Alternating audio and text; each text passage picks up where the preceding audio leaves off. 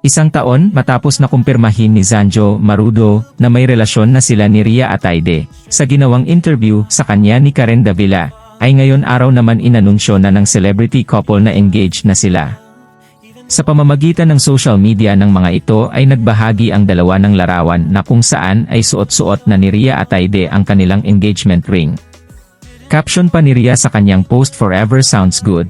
Agad naman sinegundahan ito ng aktor na si Zanjo ng "And tastes even better."